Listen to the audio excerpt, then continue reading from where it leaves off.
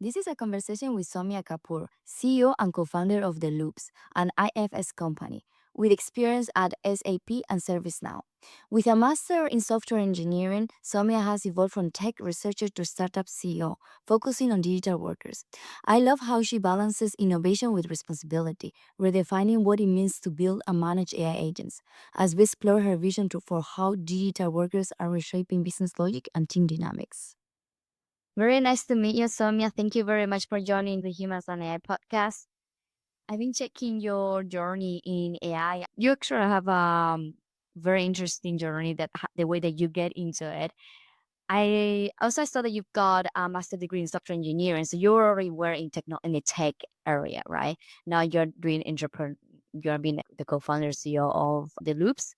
So I would like to understand how did you end up doing this and how what's the background of all of this journey? Yeah, I think the background goes is I jumped into the enterprise software space at SAP to begin with. And I think I got a very good handle in the area that I was pretty much in research and innovation area where we were building products that you took from actually 0 to 10 million kind of a thing. So new ideas that were incubated and launched out to the market. So have been more in that early phase. So you can say it was a startup within SAP itself that I started my journey in the enterprise, but had the cushion of a big brand and customers available.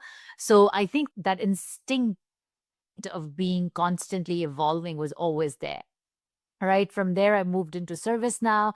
From there, I moved into the startup world, which was my calling. How do you come and build things faster, deliver, see the first proof points with 50 to 100 customers, and then kind of give it to the scale engine to give it. So that was always has been the mindset and the journey. And I've always been a disruptive leader that brings transformation and that requires a different kind of mind and a rigor to constantly keep talking about things and making people believe in your idea, right? Which traditionally does not happen when you're part of the enterprise software solution. Startup was a natural calling up there. So yeah, it's always been the mindset of question the status quo, not keep questioning for the heck of being questioning and being obnoxious, but question the ways of how we are doing things and be that bridge between technology and business was always where I saw my comfort.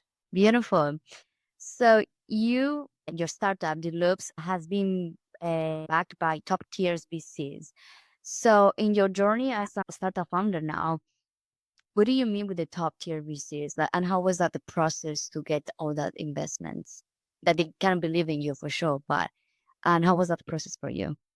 I think it's very difficult to break into the VC spectrum if you've not shown credibility or you don't come from an area where you've built and established that trust. I had done a startup prior to starting the loop, so there was some credibility in the execution because with the VC community, it's very much an early stage startup from a seed standpoint. It's not about the technology per se, it's a trust in the perseverance are you going to have with the money that they're lending out to. We all know how startups are 90% fail, 10% succeed, and everybody's looking for the outcome. So it's the vision and everything. And they're looking for founders to back founders that have that credibility because it's not an easy journey. Startup, as rosy as it sounds from being out there, people that have either exited or have gone IPO, depending on the time window that they are in that space, have a lot of wounds to highlight and share. It's a very bell curve. But the only thing that gets you through is your persistence, your grit, and your fundamental belief in what you're trying to do and map that with agility, right? Because things change very fast. 10 years ago, the platforms that were there are no longer there anymore. So startups that are 10-year-old, if they don't continuously keep evolving, technology stacks, mindsets, business models, they won't thrive and survive in the new era as well. It's a very difficult combination where you have to be creative and agile, but you also have the grit and perseverance to make people believe in your idea consistently as well. Yeah, I think someone told me only 5% of people do startups, and those are the crazy people. So it looks like I'm one of those crazy ones. I guess that it's a in a good way to be crazy, I would say, because crazy is most of the people are like, oh yeah, crazy like something bad, but I think in this case it's a good thing because you are doing something good, right? You're trying to solve a problem. That's why I kind of start as a are for solving complicated like complicated. Sometimes not that complicated, but most of the times problems. So, for what I understood, the Loops is AI agentic platform, right? So, talking about building AI agents, I've read just something that you post on, on social media about building the AI agent. And I want to quote you, okay? So I want to discuss a little bit about this. You said building the AI agent is one thing, but managing is the other. It was a bit longer than that, but I just want you to discuss a little bit about this. And what do you mean with that? Yeah, I think that's true, right? Right now, with code generation and all these aspects, it's very easy to go ahead and build agents with very small teams. But these agents have a mind of their own now. They're not balanced by decision trees in the back end. So having a supervisor monitoring elements of looking at the whole life cycle becomes super critical. And that's what is required at the enterprise grade level. That it's not that I put an agent out there and then I'm running it through all my sensitive data, but is my data secure, governed? Is it getting trained on the right models that it's training? How is it? What's the audit trail of every response that the agent is doing? Where is it getting stored? How are we monetizing and looking at it? So I think there's various aspects of this agent life cycle, like we had with software life cycle, that you have to look at. Building agents, writing, creating an API is relatively, doing CRUD calls to a database is very easy to do. But how do you leverage that in a software development cycle and manage and maintain it becomes a critical aspect of making it enterprise grade ready. And I think that is critical elements that you have to think about is as you're deploying these agents, who is monitoring them and how are they getting monitored so they don't become code that is injecting virus in your existing environments. What do you mean with digital workers? Because this is another, now we're talking about AI agents, right? So you name something and you didn't say it right now, but I want to mention this that in another one of your posts on social media you talk about digital workers. Yeah, what does it mean for you digital workers exactly? Yeah. So let me kind of explain what's happening in the market, right? I think why is everybody kind of seeing the disruption? Right now the business logic is moving into this agentic layer, right? It's moving into these agents because they have the decision making power. We are combining softwares because we are no longer limited where this data resides in building these agents that will drive processes, right? Because now these are not just task agents, they're multi orchestrated agents with complex workflows that can be stitched together to build a lot more of process related stuff which solves a business problem, which kind of comes out from an outcome standpoint. So in that context, if you're looking at these things, what is evolving in here is constantly looking at how do you solve a problem, and now a problem from a persona standpoint. So I have giving them a persona and then designing these processes which are skill based in their environment truly can help you articulate the value of what that means. So what we have done at IFS now, since the loops is brought up, is give it a personification because they're truly like you're bringing employees within your environment to help them assist to do things, right? As co-workers. And those are digital workers. And what they're essentially doing is they're taking a role like in supply chain management, they look at supplier order manager. What does a supplier order manager do in day-to-day task? They actually look at invoices. They upload invoices into system of records. They look at are the parts that are getting put in those invoices as assets have the right conversion rate. They have the right shipping address. They are going to then the order fulfillment after they've reviewed all of this stuff, right? All of this was done manually in the past as a role of a supplier order manager that had to do all of this. Now, moving that to a digital worker and saying these are the 4 skills that I sit in your inbox. I'm going to look at every order that comes in. I'm going to do the checks on that order depending on PDFs, Word documents, you name it.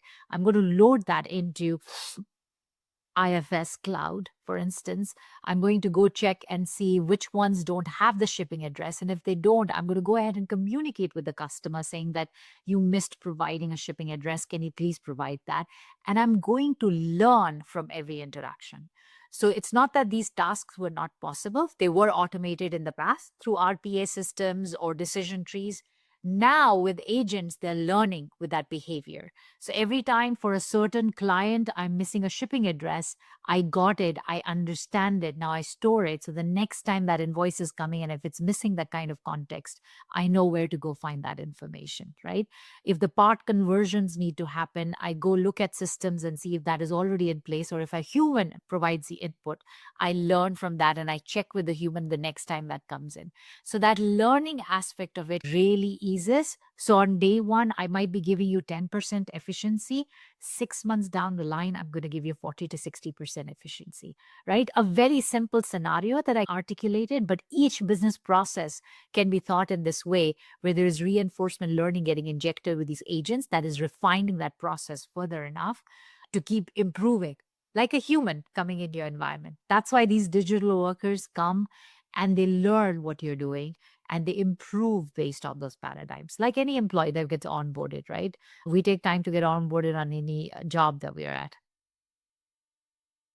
Great. Could you mention any kind of famous company that they're already embracing these digital workers in a big scale?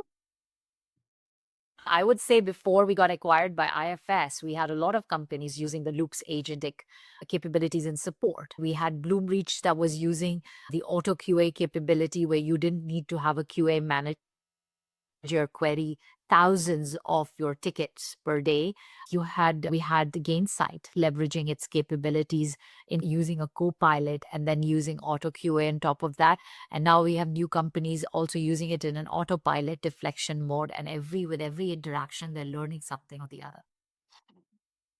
Nice. So, talking a little bit about humans and AI, there's a lot of fear around autonomy in AI, right? Like in digital workers, AI agents, like everything. At the end of the day, it's different names, but doing same things. So, how do you think about building trust both with between AI and humans? I would say.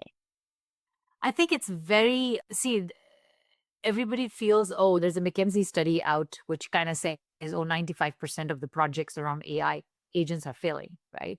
That's actually not true. I think people are overly expecting a lot from this thing. The scrutiny that a or AI in general is not the level that put on humans. Humans also have equal error rates as well. But the way to approach this in the market is have a very focused scenarios. Don't try to boil the ocean. Don't pick up the most complex scenario that you have in the world to deliver. Deploy this in a very small focused scenario where you can show ROI in 3 months, because then you're buying people. These workers are going to show value irrespective. They're there. If they're not showing it in your environment, they're showing it in someone else. It's not the technology that's the problem. It's actually the change management of it on how you deploy, how you keep it very focused, show tangible benefits, and then keep adding a lot more to that. It's additive. It's not once done with deployment, right? It's not like you're deploying Salesforce environment and then you're done once.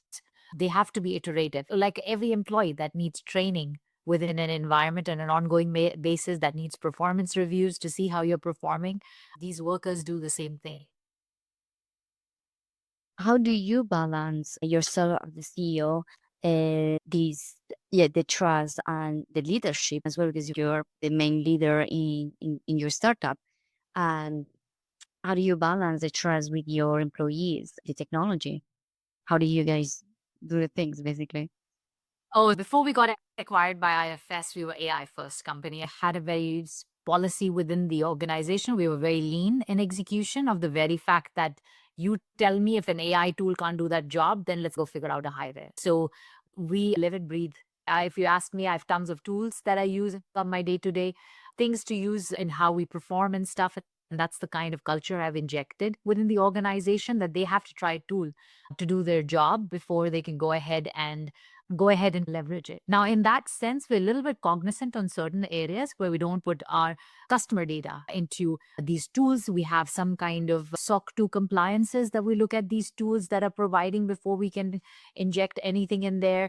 We're very cognizant and looking at more audit trails. There's some sensitive data that we want to be very careful and also make sure that customers' data is not getting jeopardized during this. So there are certain areas that we don't expose that frequently.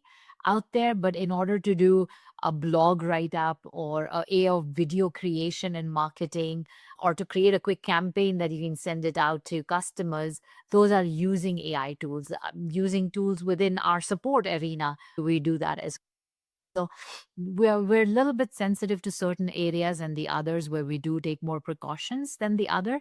So there is more trust build up because we've done some more checks with the vendors that we're bringing in. But on the others, also you want to strike a balance between the two. Yeah. Somya, I hear that you are an advocate for women in AI and robotics. In your perspective, what do you think? Oh, well, yeah, in your specific, there's way more men than women in AI and technology and robotics, right? So, what is your thoughts about that, for example? I think we need to encourage more women to get into tech. I am a classical example. I'm a mother too. And I do propone to my daughter. I do go to her school and talk about entrepreneurship. I do talk about science. I do encourage her to do math every day. She probably screams at me. She needs to do 2 pages of math for me. I think it gets lost in our upbringing, some area.